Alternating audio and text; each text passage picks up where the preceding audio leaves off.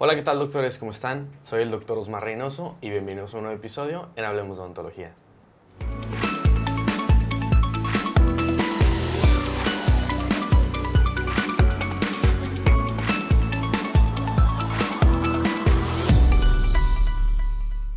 Doctores, muchísimas gracias por estar aquí presentes con nosotros en un nuevo capítulo, en un nuevo episodio de Hablemos de Odontología.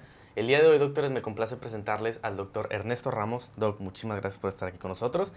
Y el día de hoy vamos a platicar con todos ustedes de un tema muy en particular, doctor, el cual no mucha gente tiene esta información necesaria. Y pues yo creo que el día de hoy vamos a aclarar ciertos puntos con usted, nos va a explicar de qué se trata. Doctores, el día de hoy vamos a platicar con ustedes del manejo de pacientes con síndrome de Down y pacientes con trastorno de espectro autista.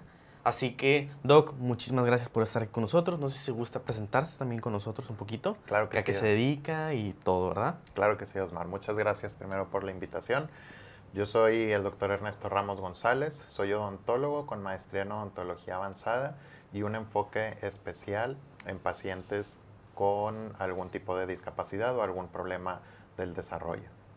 Sí, Doc, fíjese, ahorita como lo que estábamos comentando detrás, es muy inquietante el saber que no muchos dentistas saben cómo tiene que ser el manejo de este tipo de pacientes.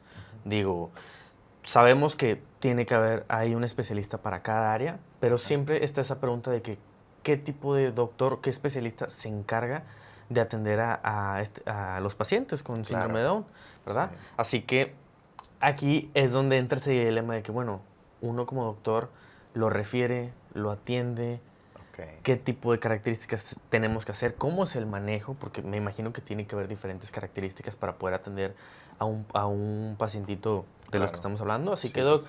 no sé si antes de entrar ahí nos puede explicar primero que nada a qué se enfoca su especialidad un poquito Claro. acentuada con este tipo de pacientes. Claro que sí, mira, la pregunta que haces, Osmar, es muy común hoy en día. Está siempre esta duda de quién debe de atender a esos pacientes. Y la respuesta rápida es cualquier odontólogo debería de estar preparado para poder dar la atención primaria a estos pacientes. Sin embargo, como bien comentas, hay áreas de enfoque o especialidades que se encargan todavía un poco más, que en el entrenamiento en estas especialidades es más específico hacia esta área.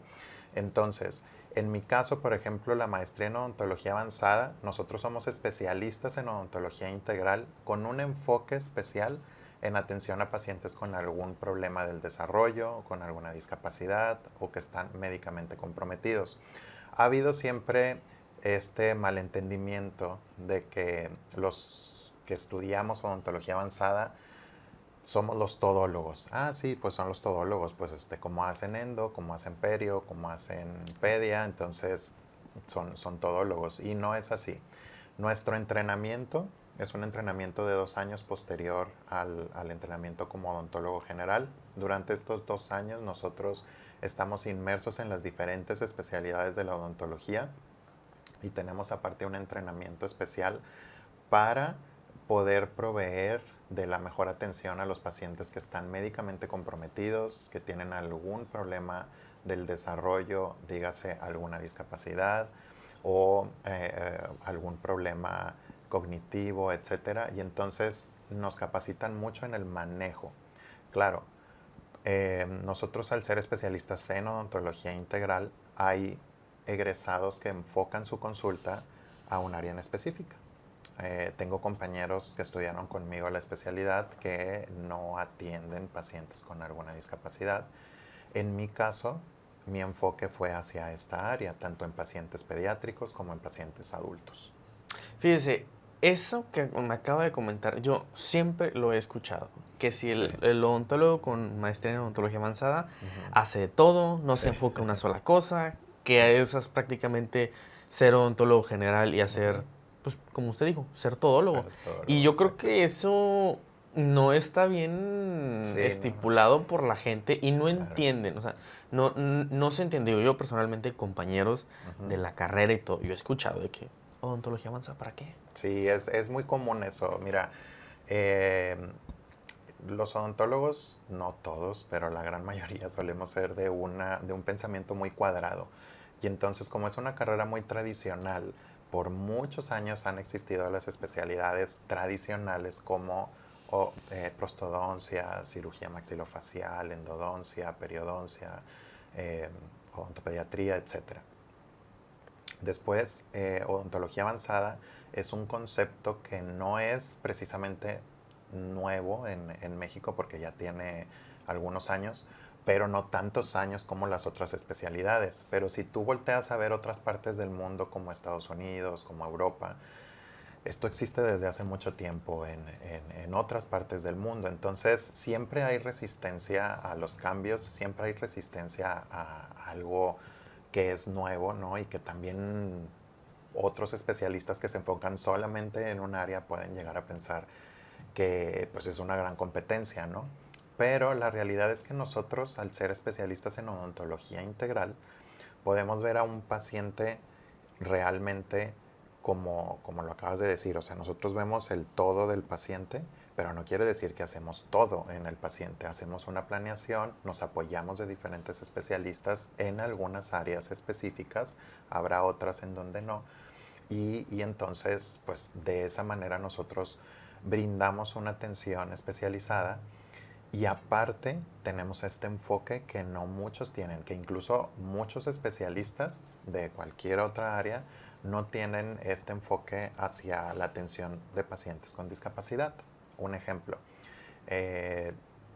por ejemplo, lo que yo hago puede relacionarse mucho con odontopediatría, porque regularmente los pacientes que veo de discapacidad son pacientes pediátricos, pero estoy capacitado para ver pacientes adolescentes y adultos. Hay tal vez muchos odontopediatras que durante su entrenamiento ven pacientes con algún problema del desarrollo, pero ya en su consulta privada pueden decir, oye, ¿sabes qué? Yo no me voy a enfocar en eso, yo no voy a ver eso, yo voy a ver pura consulta pediátrica, consulta del bebé, pero lo de discapacidad lo refiero, ¿no?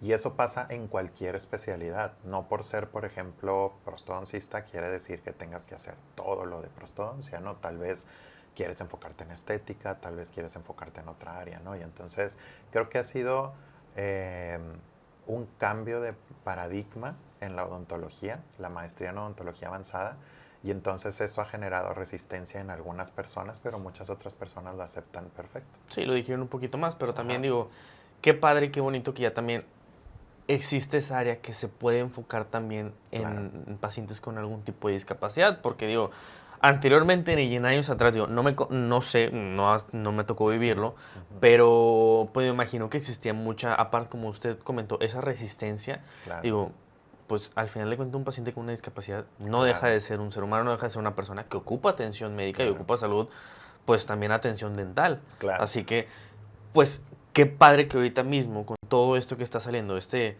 cambio, salir de este paradigma, ya exista una propia especialidad que pueda ayudarnos a nosotros, a los pacientes con discapacidad, a poder tener una mejor salud y también, ¿por qué claro, no se puede decir una mejor calidad de vida en cuestión de su salud claro. bucal? Sí, claro, es mira, te voy a platicar una anécdota cuando estaba en la especialidad. Me tocó atender a una paciente de 22 años que tenía parálisis cerebral infantil. Entonces, la paciente estaba acudiendo, los papás de la paciente lo llevaban a los diferentes posgrados y del posgrado de periodoncia decían, no, bueno, es que entonces lo tienen que ver en odontopediatría. Y entonces en odontopediatría hacían algunos tratamientos y otros no, y decían, bueno, no, es que ahora tienes que irte a otra especialidad. Entonces llega la paciente con nosotros, llega conmigo al posgrado de odontología avanzada y ahí le brindamos la atención integral al paciente. Y los papás, me acuerdo que me dijeron, bueno, pues es que desde un principio nos hubieran mandado aquí, ¿verdad? En lugar de estar en un área y luego en otra y luego en otra. Y ahí fue yo también donde me di cuenta que existía, bueno, pues esta área de la odontología que nadie voltea a ver. Eh, no se voltea a ver por muchas cosas. No se voltea a ver porque tal vez no es la odontología más taquillera, no es la carilla perfecta que estás colocando, no es este blanqueamiento ideal, no es este recontorneo estético que se está haciendo en el paciente. Y entonces eso puede ser por lo que no se voltea a ver. Sin embargo, tenemos que tener una apertura a poder trabajar de una manera diferente. Y entonces también estoy de acuerdo que como cualquier otra especialidad de la odontología avanzada no es para todos, o sea, no es para todos los odontólogos y no quiere decir que cualquiera lo tenga que hacer. Tienes que tener un perfil muy especial para poder salirte a veces de ciertos protocolos, como en manejo de conducta, para poder atender a estos pacientes, que eso es lo retador y eso es lo bonito. Hay muchas satisfacciones que te da esta especialidad, como por ejemplo, otra anécdota con otro paciente que lo atendí, rehabilité algunas piezas y después en su revisión los papás me dijeron, oye, ¿sabes qué? Ya está comiendo muy bien, porque antes era muy selectivo mi hijo con las comidas. Y al cabo de 3, 4 meses de seguir en revisiones me dijeron, oye, ya aumentó 6 kilos. Esto no pasaba, nunca pasaba antes de que lo atendieras. Y entonces esas son las satisfacciones. ¿Por qué? Porque el aumento de peso para ese paciente trajo otros beneficios en su salud, toleraba mejor los alimentos, ya comía una gran variedad de alimentos que antes no lo hacía. Y entonces esas son las satisfacciones que tenemos nosotros cuando nos dedicamos a la odontología avanzada enfocada en el área de discapacidad. Y fíjese, también hablando un poquito de, de lo de los pacientitos con este tipo de discapacidades, enfocado un poquito en este caso el tema que vamos a abarcar hoy, que es los pacientes con síndrome de Down.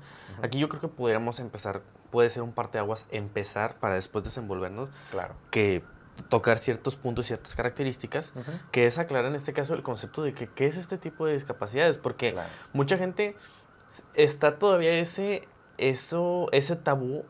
A lo mejor no los pacientes con síndrome de Down, pero los pacientes que presentan autismo, todavía existe ese detalle, porque, digo, espero no escucharme mal con lo que voy a decir, pero físicamente el paciente de síndrome de Down se nota que tiene su discapacidad, pero el paciente con autismo todavía...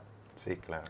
Están esos detalles que a lo mejor uno no entiende, manejos de conducta, y usted, digo, encargado en este tipo especial que ve este tipo de pacientes, ¿cómo podemos abordar a estos pacientes con estas discapacidades? ¿Por qué?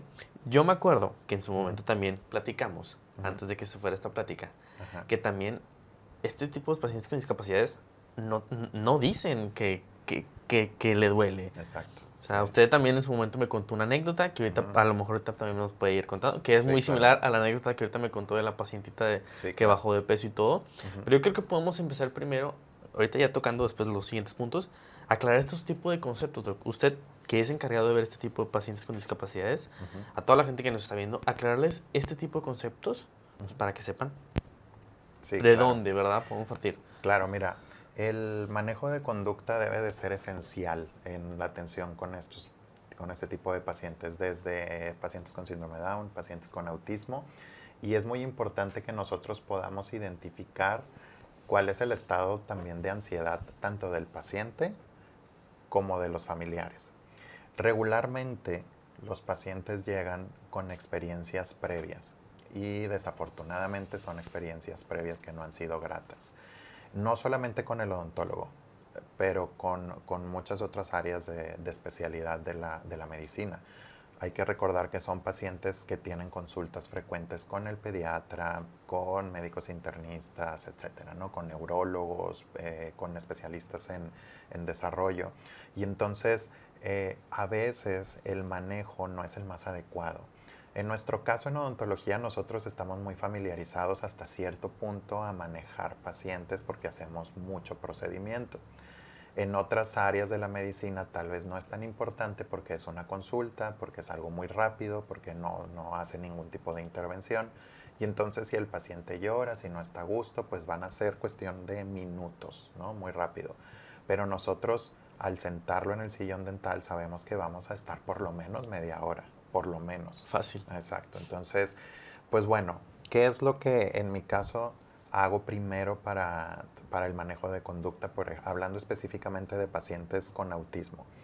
Lo primero que me dicen los papás muchas veces cuando llegan al consultorio es, mi hijo no se va a dejar, mi hija no se va a dejar, ya la he llevado anteriormente con otros odontólogos y no pasó, no se dejó, la tuvieron que dormir. Y claro que la sedación o la anestesia general es una opción, pero es una de las tantas opciones que tenemos. Cuando hay un procedimiento que es de urgencia, que está comprometiendo la salud del paciente, bueno, pues obviamente sí tenemos que actuar rápido y a veces no nos da tiempo para hacer un manejo de conducta adecuado, ¿no? Pero cuando es una consulta en donde no hay una situación apremiante de urgencia, se puede manejar citas que se le conocen como citas de desensibilización. Esto quiere decir que tienes un acercamiento poco a poco hacia el área de la odontología para el paciente. Y esto se hace desde que están en casa. ¿Cómo se hace esto? Cuando yo sé que tengo un paciente con autismo, muchas veces lo que hago es enviar videos, tanto del consultorio como videos de ya ciertas caricaturas que se han identificado que transmiten un buen mensaje de cuando van al dentista, ¿no? Las caricaturas. Se envían fotografías también del equipo, o sea, del equipo de trabajo, del instrumental, de dónde se va a revisar al paciente. Y entonces lo que hacemos es que llega el paciente, se hace una entrevista a los padres me informan muchas veces cuál es la conducta, ellos son los que mejor conocen al paciente y entonces son los que me indican cuáles son estos signos en donde el paciente ya se está sintiendo incómodo, donde el paciente ya está estresado o está ansioso y entonces procuramos no ser invasivos para el entorno del paciente. Entonces se trata de generar un ambiente de confianza y tratamos obviamente de que este acercamiento sea poco a poco, ¿no? Son pacientes que muchas veces son hipersensibles y entonces tenemos que presentar primero las texturas, por ejemplo, las texturas de los guantes, de las gasas, del cepillo que vamos a usar para hacer el profiláctico. Presentamos también los olores. Tú sabes que todo lo que usamos en odontología siempre tiene mucho olor. Y entonces presentamos el olor de la pasta, colocamos un poco de pasta en sus manos, etcétera. Todo esto para que el paciente vea que lo que se está haciendo es poco a poco siguiendo sus tiempos y que no vamos a ser invasivos, ¿no? Es muy desafortunado que cuando llegan conmigo me han dicho que sí, que han tenido atención previa y que en esa atención previa me dicen muchas veces, bueno, sí se logró la limpieza, sí logramos, el odontólogo o la odontóloga logró hacer la limpieza, pero tuvieron que usar papús. O sea, el papús es como una camita donde se amarra al paciente. Y entonces, claro, el paciente llora, tiene estrés. ¿Y qué es lo que va a pasar a la siguiente ocasión que vaya? Tal vez en esa ocasión lograste la limpieza, pero ya nunca vas a lograr que el paciente se vuelva a sentar en el sillón porque lo va a relacionar. Claro. A nadie nos gusta que nos estén forzando o que nos amarren para algo, ¿no? Entonces, es tratar de meternos un poquito del paciente y tratar de hacer la experiencia lo más agradable posible. Yo atiendo pacientes en el sillón dental, los pacientes parados y yo sentado en el sillón dental, los pacientes sentados en mi silla y yo sentado en el sillón dental o parado, en la oficina, en el piso, cuando quieren estar en el piso.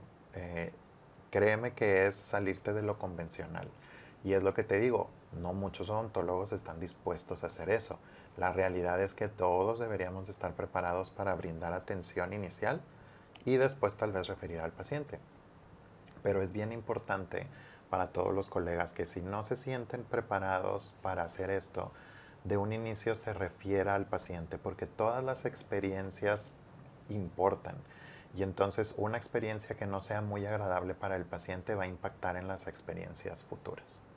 Digo, eso ahorita que me acaba de comentar, lo del manejo también de la conducta, de las citas previas, es muy relacionado también cuando son pacientes, pues, que ven los odontopediatras, ¿no? Digo, yo me acuerdo que a mí me enseñaron que no puedes llegar luego, si va el paciente el paciente pediátrico, luego hacerle el tratamiento. Depende, si es una urgencia, pues bueno, ahí son casos especiales, ¿verdad? Pero en dado caso de que llegue el paciente, pues el paciente también me imagino que es prácticamente igual, llega a un lugar donde desconoce completamente. Claro, Es más, vamos a poner este mismo ejemplo. Si el paciente adulto le da claro, ansiedad claro, escuchar el famoso taladrito, la pieza de claro, alta velocidad, ¿cómo se va a sentir un niño que a lo mejor sus niveles de estrés pueden de estar aquí, se disparan completamente hacia arriba? Así que claro, sí, yo creo que es necesario e importante hacer entender sobre todo a los papás, porque también los papás de repente es como que, oye, ya, o sea, claro, atiéndemelo porque ya. Porque hasta eso, hasta al papá ni le gusta ir al dentista ni estar sentado en la silla de espera, claro, ¿verdad? sí. Digo, yo creo que es bien importante y más ni se diga en un paciente De con ese tipo de características. características, ¿verdad? Sí, claro, mira, acabas de dar en el punto. Si los pacientes adultos eh, están ansiosos o sienten estrés al sentarse en el sillón dental, pues un niño es totalmente lógico, racional y normal que tenga ese miedo. Y si el niño aparte ha pasado por experiencias médicas, no estoy hablando nada más de experiencias odontológicas, sino experiencias médicas previas que han generado ese estrés, pues obviamente el paciente cada vez que va a un ambiente médico lo revive y revive ese estrés. El paciente no sabe si lo que yo voy a hacer va a ser diferente a lo que le hicieron hace 3 meses en un hospital, ¿no? Y entonces fíjate, muy curioso porque me ha tocado también ver varios pacientes donde los recibo con las barreras de protección que todos usamos, ¿no? Que todos deberíamos de usar, que es nuestra bata desechable, nuestra ropa quirúrgica, el gorro, cubrebocas. Y entonces esa es la primera impresión que tiene el paciente. Y entonces eso muchas veces genera una resistencia, ¿no? Porque, oye, está saliendo esta persona con bata, con gorro. La última vez que me vieron con bata y con gorro, me vieron en un hospital y me hicieron algo y me Y me durmieron, y dolió. etcétera, y me dolió, ¿no? Entonces, me tocó también hace unos días que una mamá me dijo, ha pasado por muchas experiencias y mi niño se estresa mucho con cualquier situación hospitalaria, ¿no? Que parezca, con la ropa quirúrgica, etcétera. Entonces, ese día, cuando iba ese paciente, como ya lo sabía, pues me fui vestido con un pants, con un pantalón, con una playera normal, sin gorro. Lo recibí, pude platicar con el paciente, aceptó pasar a la oficina, estuve jugando con él y ya después de un rato ya pudimos hacer la limpieza, pudimos trabajar, hacer la revisión, aplicar el fluoruro, etcétera. Entonces, importa mucho todo el input que nos puedan dar los cuidadores o los papás para poder brindar esta atención que el paciente requiere. Y esto me lleva a un concepto en el que desde hace un tiempo he basado la atención que hago a estos pacientes en ese concepto. Es una doctora que se llama Jenny Abanto, es una doctora, ella es odontopediatra y está muy enfocada a la atención a bebés, en odontología del bebé. Y entonces en odontología del bebé, pues tienes que tener mucho tacto para tratar tanto a los pacientes como a los papás. Entonces ella maneja mucho un concepto que se conoce como odontología humanizada. Entonces este concepto de odontología humanizada lo aplico mucho para mis pacientes con discapacidad y es dar la mejor atención, cuidando siempre la dignidad del paciente y de los cuidadores, involucrando mucho a los papás.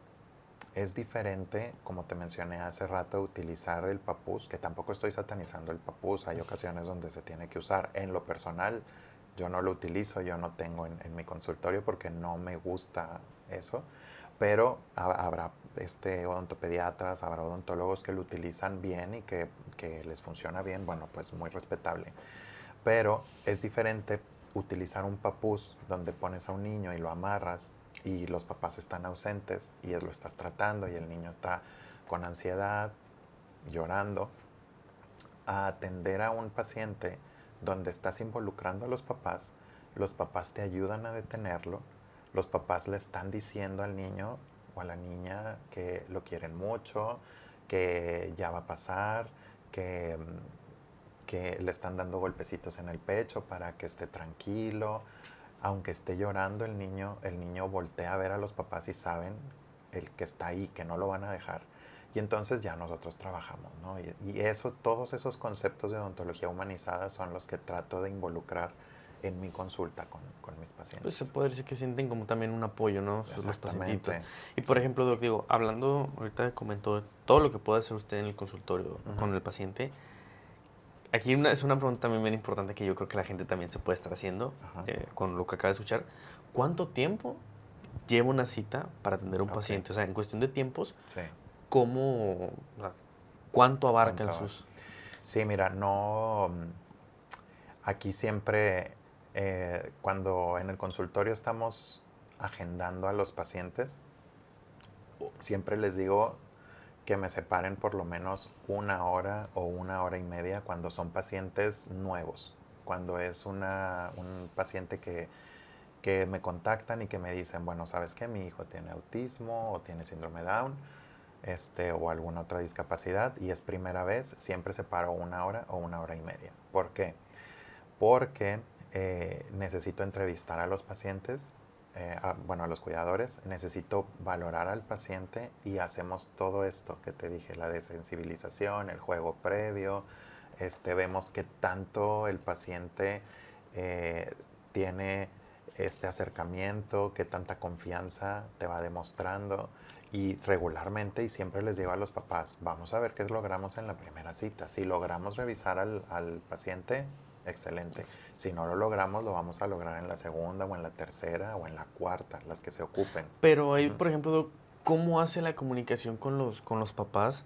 Ajá. Porque muchas veces la gente, digo, a ver, las cosas como son, la gente de Sí, repente es muy desesperada. Y claro. aquí en Monterrey, Claro. la gente siempre está a las carreras y a las prisas. Sí. O sea, ¿cómo hace ese, se voy a decir, coco wash Claro. también con los padres de familia de estos pacientes con Sí. discapacidad Ujú. para hacerles entender que no es una cita, o sea, que no en una cita voy a ver todo? O sea, Exactamente, sí. ¿cómo hacemos ese análisis con esos padres de familia de nuestros pacientes con discapacidad?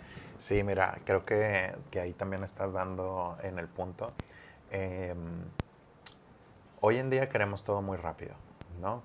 Incluso queremos llegar al odontólogo y que el odontólogo nos valore, nos dé nuestro diagnóstico, nuestro plan de tratamiento y que nos diga en cuántas citas van a hacer, ¿no?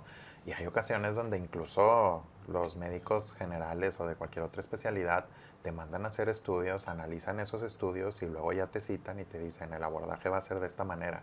Creo que nosotros hemos mal acostumbrado muchas veces a los pacientes a esto y pues es lógico que los pacientes quieran eso. Claro, habrá situaciones donde, oye, bueno, pues sabes que tienes una infección, te tenemos que hacer una endodoncia. Bueno, ahí puedes llegar rápido al diagnóstico y al plan de tratamiento.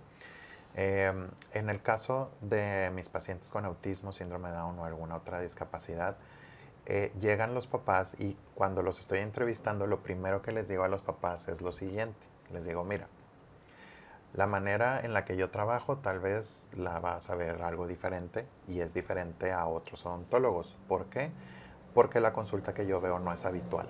Entonces, me voy a tardar tal vez una cita ahorita de 1 hora y media y tal vez no voy a ver a tu niño. Tal vez en la segunda cita sí se va a dejar.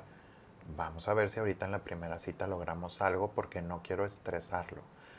Lo que yo les digo es que yo estoy haciendo una inversión en ese paciente a largo plazo.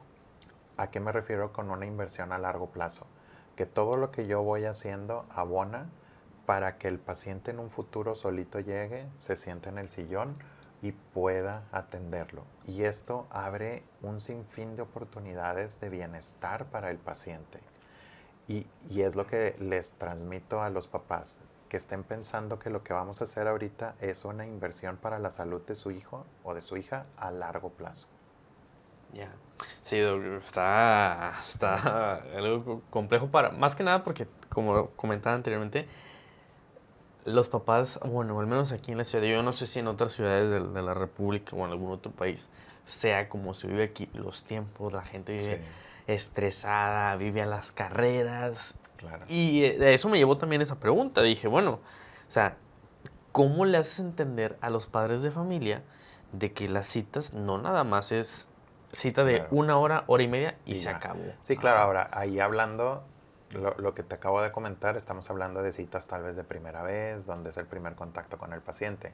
Cuando ya establecemos un plan de tratamiento y que ya sabemos cuál es la conducta del paciente, ya sabemos cómo lo podemos intervenir, entonces ahí sí procuramos que las subsecuentes sean citas rápidas, porque lo que menos queremos es tener al paciente sentado Estresado. mucho tiempo y estresado, ¿no? Entonces procuramos hacerlo rápido en las siguientes. Y por ejemplo, Doc, algo que al menos los pacientes con síndrome de Down o pacientes con autismo se tenga que evitar en cuestión por sus compromisos sistémicos Ok. y pues, pues sí, más que nada sistémicos en Claro. cuestión de algún anestesias, o sea, Ok. tipo de protocolos que, por ejemplo, normalmente se hacen de una manera con los pacientes, con los Sin pacientes, problemas. no, sin problemas, pero que al momento de hacerlo con un paciente con este tipo de discapacidades, Ujú. tengamos que omitir o tenemos que, como se puede decir, como que prender Sí, antenitas claro. para estar al pendiente que pudiera pasar. Digo, porque Sí. a lo mejor, digo, no sé, no me competece, Ujú. pero pudiese ser que llegue un paciente a la consulta con algún otro colega que esté presente, Claro. un paciente con autismo o con síndrome de Down, Ujú. pero que, oh sorpresa, encuentre ahí algo. Mira, aquí sí me gustaría enfocarme un poco más en esta pregunta hacia los pacientes con síndrome Down. ¿Por qué me enfoco un poquito más en ellos que en los pacientes con autismo? Porque los pacientes con autismo, nosotros hay varias condiciones asociadas al autismo, pero que no necesariamente, digamos, están presentes en un gran porcentaje. Sin embargo, en los pacientes con síndrome Down existe un gran porcentaje de estos pacientes que tienen algún problema congénito del corazón. Entonces, en esa parte es donde nos tenemos que enfocar mucho al momento de hacer nuestra historia clínica y cuando nosotros detectamos algún problema congénito del corazón, entonces sí tenemos que hacer un protocolo muy diferente a un paciente que que no presentara esta situación. Dentro de los protocolos, bueno, pues está obviamente investigar mucho sobre ese padecimiento, si el padecimiento está presente actualmente o si el procedimiento ya reparó y está solamente en seguimiento. Y entonces ahí también te cambia el panorama para poder atender al paciente, porque tenemos ya que hablar de medicación profiláctica, dependiendo de los tratamientos que vayamos a hacer. Y también siempre es indispensable hacer interconsulta con el cardiólogo que está viendo a ese paciente. También en pacientes con síndrome Down, no es el grueso de los pacientes, es decir, no son muchos, pero sí hay pacientes que tienen problemas de hipotiroidismo o hipertiroidismo y están medicados. Y entonces tenemos que verificar muy bien cuáles son los medicamentos que está tomando y ya sobre eso identificar qué anestésico podemos utilizar, cómo va a ser la intervención, en dado caso que se requiera anestesia, ¿no? Te digo, esto es más hacia el área de pacientes con síndrome Down. En el caso de pacientes con autismo, ¿qué es lo que debemos de evitar? Bueno, debemos de ser siempre, como te dije,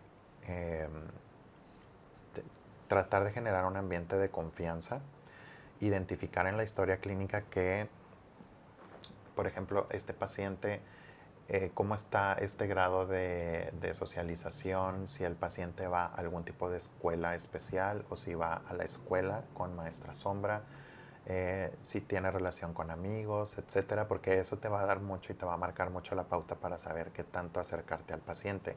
Lo que está muy contraindicado es acercarte siempre de primera instancia, porque eso puede generar ansiedad o estrés en los pacientes con autismo, y también procurar los ruidos que nosotros usamos, como por ejemplo el de la pieza de alta, el de la pieza de baja, pues eso puede generar mucha ansiedad en un paciente que es hipersensible.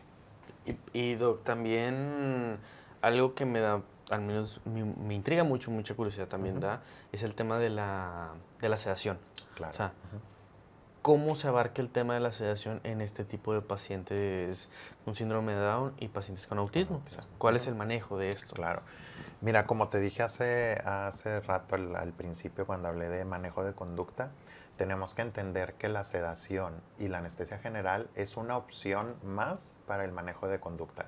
Y es una opción viable y es una opción que, digamos, facilita mucho el trabajo y que brinda muchos beneficios cuando tenemos que hacer una rehabilitación general de un paciente y que el paciente no tiene buena conducta o que no va a tolerar el tratamiento en el sillón dental. Entonces, ¿qué hacemos? Hacemos siempre una valoración preanestésica con un anestesiólogo, que es el que se encarga de verificar junto con el odontólogo que sistémicamente el paciente esté en óptimas condiciones para poder recibir el tratamiento. Y entonces aquí hay dos opciones: atender al paciente bajo sedación o bajo anestesia general. Es diferente. Cuando hablamos de sedación, el paciente está respirando solito, ¿verdad? Tenemos la vía aérea permeable y entonces pues nosotros trabajamos siempre monitoreando al paciente. Entonces nosotros trabajamos de esta forma así con el paciente. Cuando el paciente se atiende bajo anestesia general, el paciente está intubado regularmente e idealmente por la nariz para poder trabajar en la boca. Y entonces ahí sí nosotros, el paciente está respirando a través de esta intubación y entonces hacemos un taponamiento faríngeo con unas gasas especiales y nosotros podemos trabajar en la boca, obviamente aislamos al paciente, etc. Y entonces, para tomar la decisión de voy a atender al paciente en sedación o voy a atender al paciente en anestesia general, hay varios factores que debemos de considerar. Uno de ellos es la condición sistémica del paciente, que no la podemos dejar de lado. Otro de ellos es qué tanto me voy a tardar en hacer el procedimiento. Otro de ellos, y muy importante, es qué tanta irrigación voy a estar utilizando en mi procedimiento. ¿Por qué? Porque, por ejemplo, un paciente con sedación, como te dije, no tenemos este taponamiento faríngeo y entonces tenemos que tener una excelente succión para que esta irrigación que nosotros estamos usando no interfiera con la respiración, ¿verdad? Porque recordemos que está respirando solito. Y si nosotros sabemos que vamos a estar usando mucha irrigación cuando anestesiamos al paciente de manera general y está teniendo esta respiración a través de la intubación, pues estamos mucho más tranquilos de poder trabajar de esta forma. Entonces, esos son algunos criterios generales que nosotros tomamos en cuenta, pero siempre apoyándonos de esta valoración con un anestesiólogo. Un anestesiólogo. Y Doc, también aparte de esto, digo, tocaba mucho, quise tocar ese tema porque ahorita en la actualidad se está usando mucho el llamar a un anestesiólogo para poder atender pacientes bajo sedación. Digo, Claro. no sé si sea moda, no sé si sea qué, pero ya el paciente lo sabe y llega directamente a la consulta y le dice al doctor, ok, ponme implantes, lo que tú quieras, pero yo voy a traer a mi anestesiólogo y quiero estar bajo sedación. ¿Por qué? Porque yo no quiero escuchar nada, yo quiero estar tranquilo. Sí, claro.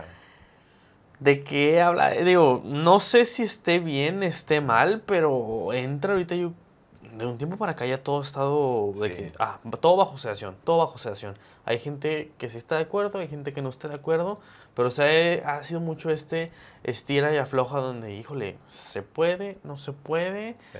¿Cuándo sí? ¿Cuándo no? O sea, ¿lo usas de moda? ¿No es de moda? Sí. Pero quería tocar este tema porque yo sé que en este tipo de pacientes con discapacidades sí puede ser una opción más viable, tratarlo así, que no hacerlo cuando un paciente no tiene ningún compromiso sistémico y está en este caso. Claro. Y también tocas un tema importante porque hay pacientes que han llegado a mi consultorio que son pacientes que no tienen discapacidad, pero que son muy ansiosos. Y es una excelente opción para pacientes con fobia al odontólogo, la sedación. Y entonces ha habido ocasiones donde me dicen los pacientes, oye, yo quiero que me atiendas, nada más que yo voy a traer a mi anestesiólogo para que me atiendas, etc. Bueno, aquí hay algo importante. Yo nunca realizo procedimientos bajo sedación en mi consultorio. Yo siempre voy a un ambiente controlado en donde se brinda esta atención. Y yo no permito que los pacientes traigan a su anestesiólogo. Yo trabajo con ciertos anestesiólogos que ya conozco porque la anestesia para odontología es muy específica. Y entonces estos anestesiólogos ya tienen muchos años trabajando en el área de la odontología y conocen a la perfección cómo se debe de hacer este procedimiento, ¿no? Entonces, sí es algo para tener cuidado, no es algo que se deba de hacer a la ligera.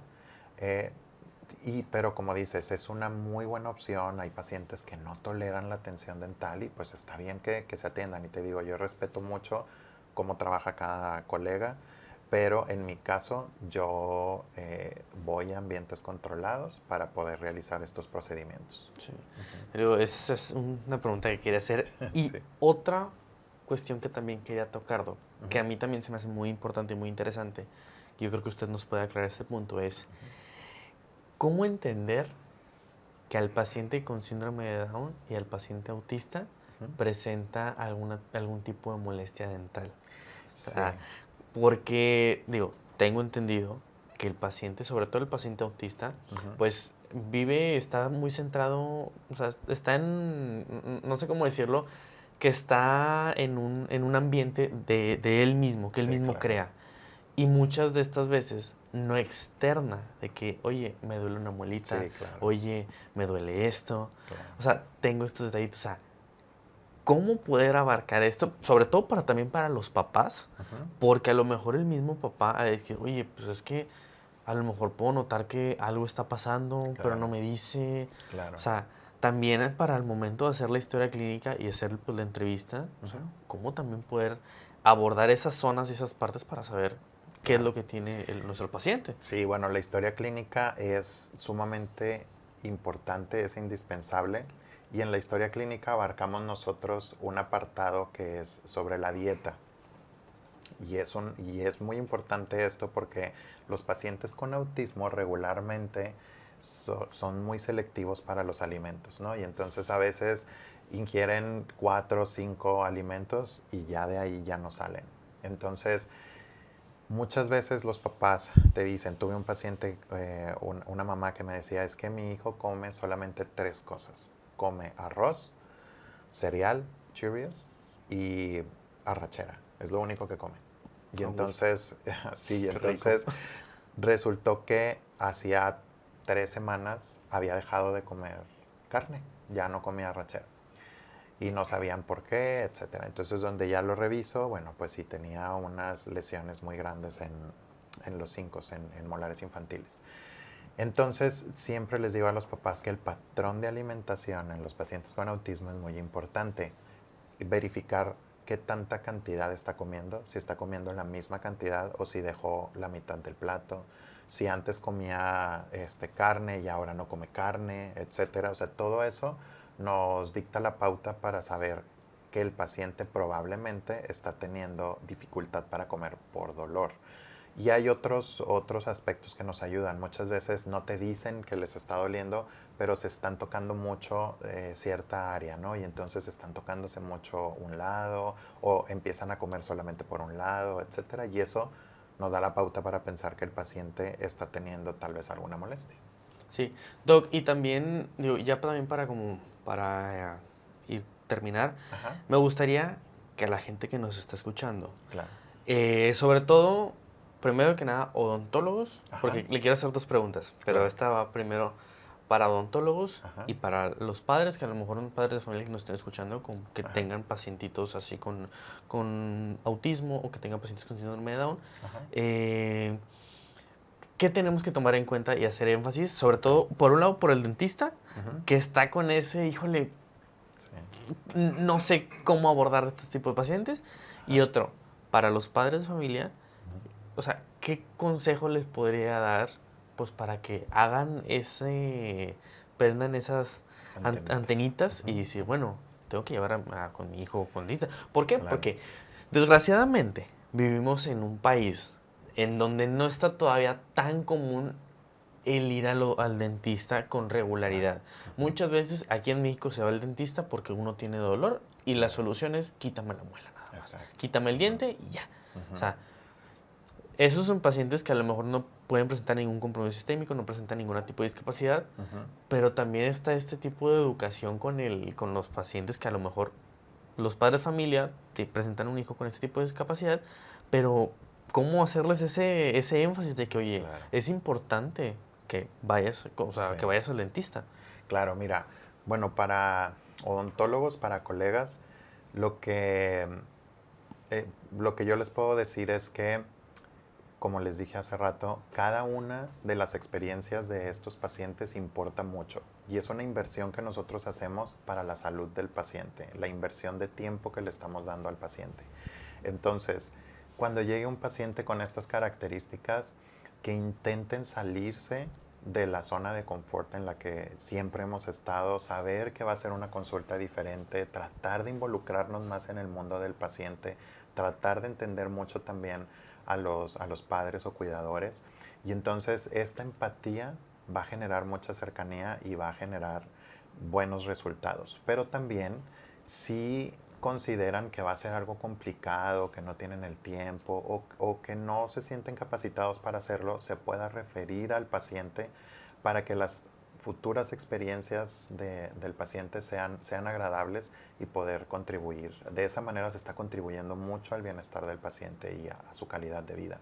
Y a los papás lo que yo les puedo decir es que no se estresen, que lo están haciendo muy bien, que nadie les enseñó a ser papás y que se están enfrentando a situaciones que son muy complejas. Entonces, que puedan tener esta autocompasión con ellos y que lo que están haciendo, todos sabemos que lo hacen por el beneficio de sus hijos. Entonces, pensar que se tiene que llevar a sus niños al odontólogo a revisiones frecuentes antes de que se presente alguna situación de molestia, de infección, etcétera, porque de esta forma entonces los tratamientos tienen que ser más invasivos y lo que buscamos es ser mínimamente invasivo con los pacientes, hacer odontología de mínima intervención para mantener al paciente en salud por toda la vida y mejorar la calidad de vida de los pacientes. Entonces, llevarlos a sus citas frecuentes de revisión, seguir las indicaciones y que también estén tranquilos de que las cosas las están haciendo muy bien. Sí, yo creo que es muy importante Ujú, hacer ese énfasis. Digo, ujú. todos requieren, o sea, todo, nadie está cerrado a que tenga que recibir, o sea, Ujú. su tratamiento dental como tal. Todos Claro, tienen derecho a a la salud y ni claro, se diga también como tal a la salud dental, que claro. no está muy estipulada en Ujú, ciertas partes, ujú. pero es necesario. Claro. Y Doc, una última también pregunta que me gustaría, que eso es Ajá, para todos los jóvenes y estudiantes ajá. que tienen esa duda en saber si estudio odontología avanzada, Ujú. si no, o sea, qué consejo les daría a toda esta gente que está estudiando, que Ok. tiene en su mente estudiar odontología avanzada? Digo, según yo, aquí en Nuevo León es donde está aún la especialidad. Ajá. No sé si en otras partes de la República también hay una especialidad como Ujú. tal así, Sí. pero para esa gente que está interesada en querer estudiar este tipo de especialidad, ¿qué consejo le Ujú. daría a ellos? Bueno, el posgrado de odontología avanzada está aquí en Nuevo León, está en San Luis Potosí, está en México también, pero el enfoque en cada uno de los posgrados es diferente. Entonces, ¿cuál sería mi consejo? Mi consejo sería, primero, que se haga un buen discernimiento sobre cómo quieres que sea tu consulta a largo plazo.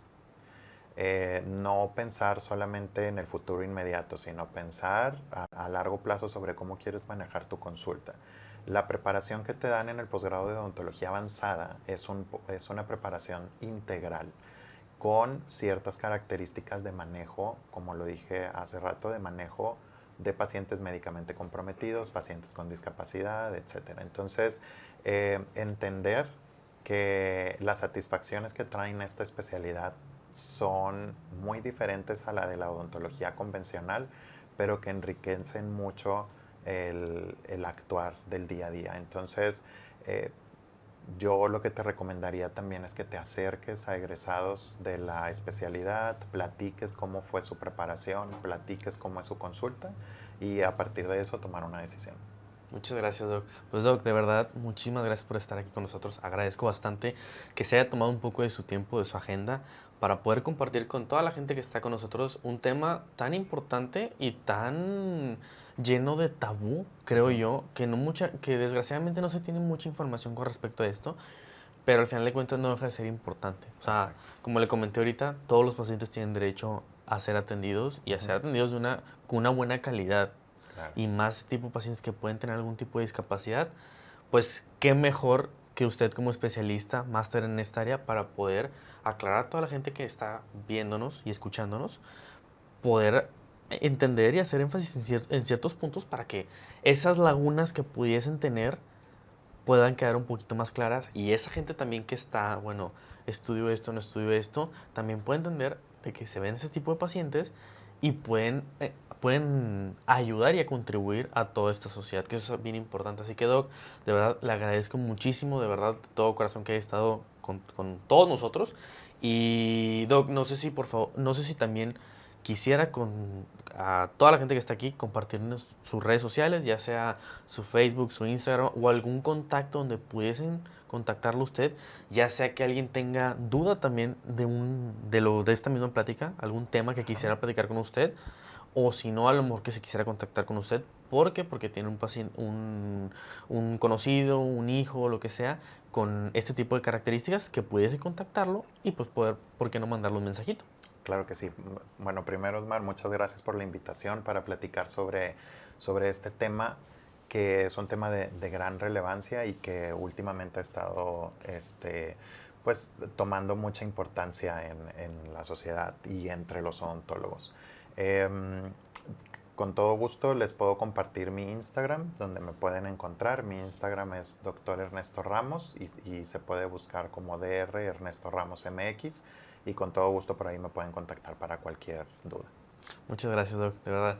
Amigos, pues de verdad agradezco muchísimo a todos ustedes que hayan estado presentes en un nuevo episodio, tanto escuchándolo como tanto viéndolo en todas nuestras redes sociales. No olviden, por favor, suscribirse, darle like a nuestro canal de YouTube, escuchar nuestros podcasts que están en la plataforma de Spotify y esperamos vernos próximamente en un siguiente episodio con otro doctor. Así que, doctores, muchísimas gracias y nos vemos.